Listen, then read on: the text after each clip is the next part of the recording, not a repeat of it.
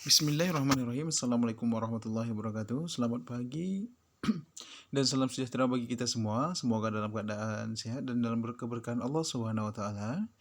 Anak-anak Bapak yang Bapak cintai dan Bapak banggakan, semoga kelak menjadi orang-orang berguna dan bermanfaat bagi lingkungan, masyarakat, bagi bangsa maupun negara. Alhamdulillah, untuk minggu sebelumnya kita sudah pernah membahas tentang jenis-jenis penggolongan hukum. Ya, insya Allah akan saya lanjutkan sambungan daripada jenis-jenis penggolongan hukum pada minggu lalu yang kita sudah masuk kepada hukum nasional sampai hukum internasional. Oke, baik. Ini adalah jenis penggolongan hukum yang pernah kita bahas sebelumnya. Ini dari awalnya bisa dilihat di layar, kita sudah masuk kemarin ke berdasarkan sumbernya sudah. Jadi kita lihat ada beberapa jenis penggolongan hukum. Yang pertama berdasarkan sumbernya, yang kedua berdasarkan isinya, ketiga berdasarkan bentuknya, empat berdasarkan tempat berlakunya, sampai berdasarkan luas berlakunya.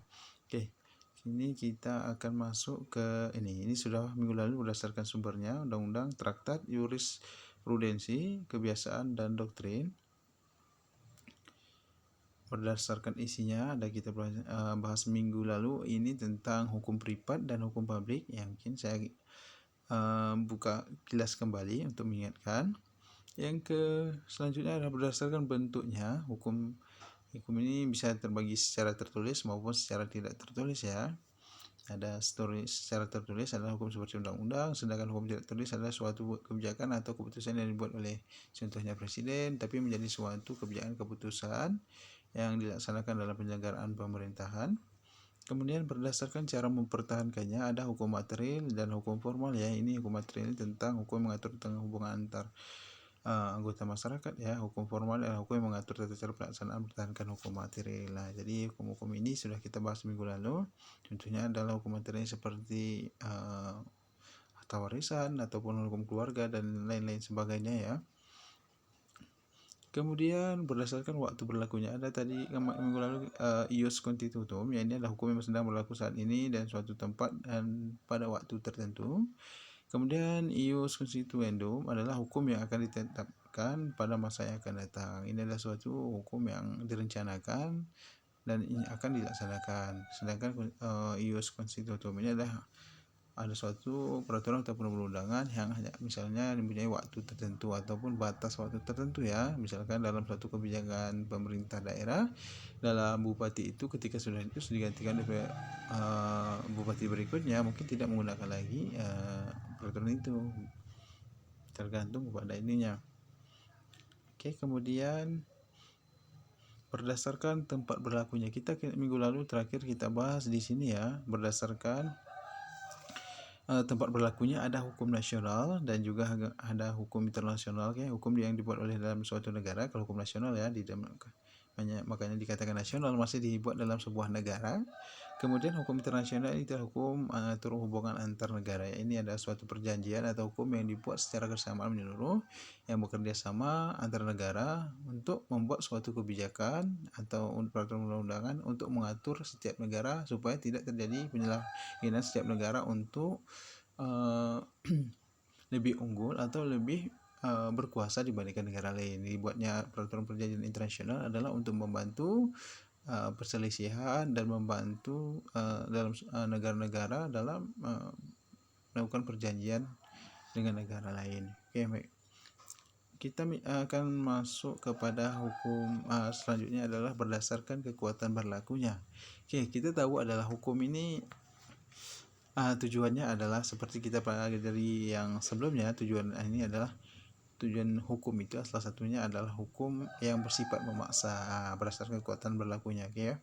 Kita tahu hukum yang bersifat memaksa bisa kita artikan di bawah ini aturan hukum yang dalam keadaan konkret atau nyata menjadi prioritas untuk dilaksanakan. Nah, dibuatnya undang-undang atau peraturan perundang-undangan ataupun kebijakan-kebijakan itu adalah mengenai berkenaan tentang hukum yang dibuat itu adalah untuk bagaimana rakyat itu patuh dan tunduk, harus ikut dengan peraturan atau kebijakan yang dibuat hukum itu sendiri, yang dibuat menjadi hukum. Ini salah satunya adalah dibuat dalam satu peraturan perundang-undang perundang-undangan di mana masyarakat harus tunduk, harus patuh terhadap undang-undang tersebut selagi undang-undang itu tidak bertentangan dengan nilai-nilai kemanusiaan, nilai-nilai yang ada di dalam Pancasila kita ya. Nilai-nilai yang menguntungkan kebersamaan, bukan menguntungkan kepribadian, bukan seperti yang undang-undang yang kita rancangan undang-undang Omnibus Law yang kita tahu sampai saat ini ya, sampai keadaannya belum bisa teramankan sampai saat ini. Hukum yang memaksa ini adalah untuk bagaimana masyarakat itu diajak, di mana masyarakat itu dipaksa untuk mengikuti. Dipaksa dalam sini adalah mengikuti aturan yang telah dibuat dalam hukum itu sendiri. Contohnya untuk lebih mudah, bagaimana dalam peraturan lalu lintas itu hukum itu dibuat adalah supaya masyarakat saya menggunakan kendaraan yang lain itu bagaimana dia mengikuti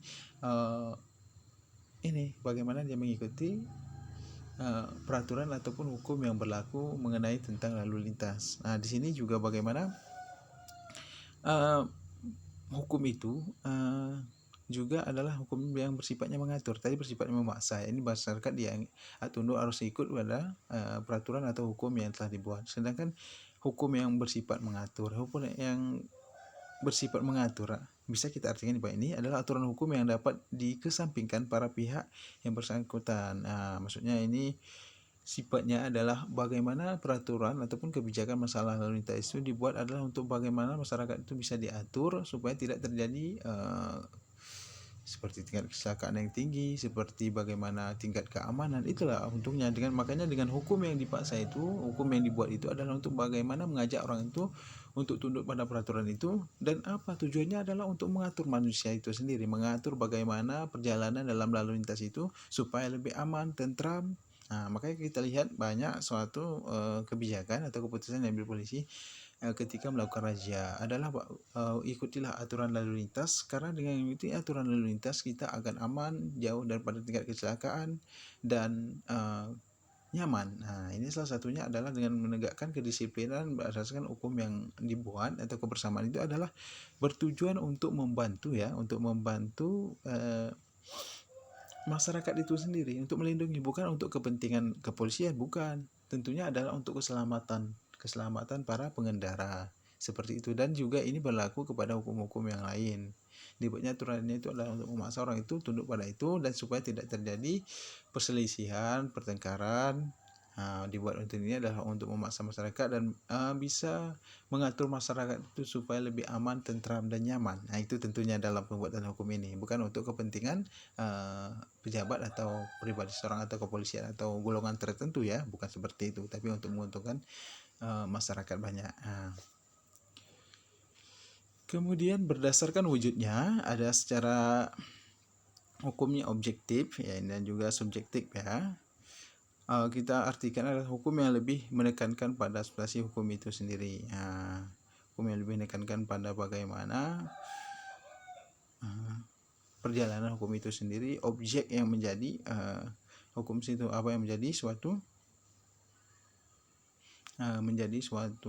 bahan bahasan atau sesuatu yang menjadi tujuan daripada hukum itu sendiri. Hukum ini dibuat adalah untuk mengatur apa, untuk melakukan apa, adalah untuk mengatur seperti itu. Contohnya dalam objeknya hukum objektif yang berdasarkan wujudnya adalah bagaimana kita artikan lagi ke lalu lintas ya. Hukum yang lebih menekankan pada substansi hukum itu sendiri, bagaimana hukum objek yang menjadi objeknya itu adalah bagaimana perjalanan hukum itu sendiri.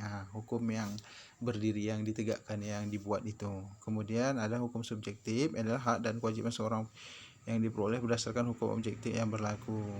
Jadi hak dan kewajiban seseorang yang melaksanakan seperti apa hukum itu yang menjadi bahan bahasan. Jadi menjadi objek, menjadi bahan pertimbangan ataupun bagaimana hukum itu dilaksanakan. Hukum ini berkenaan, contohnya hukum tentang waris. Jadi di hukum waris ini contohnya adalah objeknya adalah mengatur tentang ini, bagaimana pelaksanaannya, bagaimana pembagiannya, berapa persen untuk ini dan berapa persen untuk ini, dan kemudian itu bisa disisihkan dalam suatu bentuk dan ini ada namanya pengadilan. Seperti ini. Dengan adanya itu, maka yang subjektif ini adalah bagaimana hak dan kewajiban seseorang itu untuk memperoleh tentang bagaimana peran dia dalam hukum itu. Jadi objektif ini sebagai hukum yang dibuat berkenaan tentang apa, kemudian subjektif ini adalah hak dan kewajiban seseorang itu untuk memperoleh berdasarkan hukum yang dibuat dalam menjadi bahasan objektif tadi. Makanya dikatakan hukum objektif dan hukum subjektif. Seperti itu ya. Kemudian berdasarkan luas berlakunya. Ini berdasarkan luas berlakunya. Oke, bisa dilihat lagi. Hukum umum adalah aturan hukum yang dibuat oleh pihak dan lembaga yang berwenang ya. Contohnya hukum atau peraturan perundang-undangan yang dibuat oleh lembaga negara ya, lembaga negara tentunya, ataupun ini para pejabat seperti presiden, DPR dalam membuatkan hukum. Ini yang berlaku juga untuk seluruh kalangan ya. Tapi hukum umum ini adalah hukum yang dibuat oleh pihak dan lembaga berwenang, karena hukum contohnya peraturan perundang-undangan yang dibuat oleh DPR itu harus diikuti seluruh bangsa Indonesia, bukan untuk DPR saja, tetapi biasanya dibuatnya hukum ini adalah untuk semua kalangan yang ada di Indonesia, baik dari setiap individu dari Sabang sampai Merauke, seperti itu ya. Bagaimana aturan hukum ini dibuat lembaga berwenang untuk kepentingan seluruh bangsa ya, atau dalam sebuah negara. Contohnya yang ini. Kemudian hukum khusus.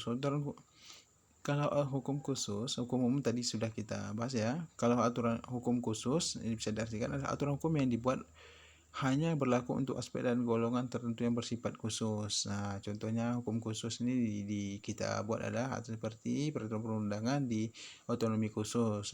Contohnya mudahnya seperti itu ya, seperti di Aceh ada dibuatnya peraturan hanya boleh berlaku di daerah itu saja dan tidak berlaku di daerah lain.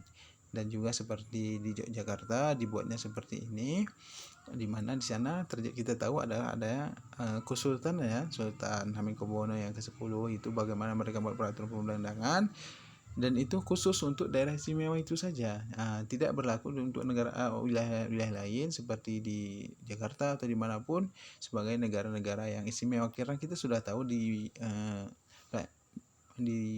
kelas 10 sebelumnya bahwa ada di Indonesia ini terdiri otonomi khusus, ada otonomi daerah khusus ibu kota, otonomi khusus, dan daerah istimewa ya. Yang ini perlu kita ketahui.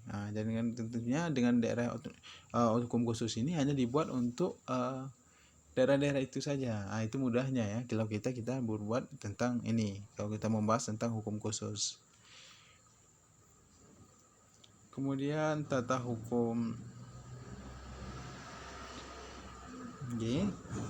Sampai sini dulu kita akan membahas materinya sampai penggolongan hukum ya, berdasarkan luas berlakunya. Kemudian tata hukum nasional, akhirnya tata hukum nasional ini akan kita lanjutkan untuk minggu-minggu berikutnya. Oke, dari penggolongan hukum tadi kita ulang kembali. Oke, ke awal.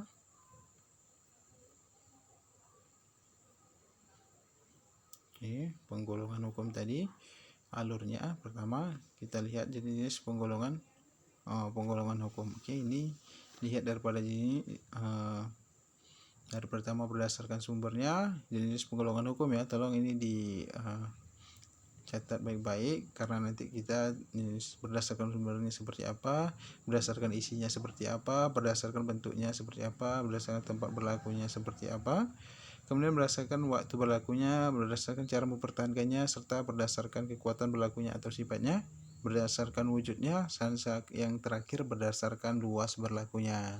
Oke, sampai di sini sambungan dari jenis penggolongan hukum untuk minggu berikutnya akan kita masuk tata hukum tadi ya, dalam tata hukum sebuah negara. Oke, ini kita sampai sini, mudah-mudahan bermanfaat bagi kita semua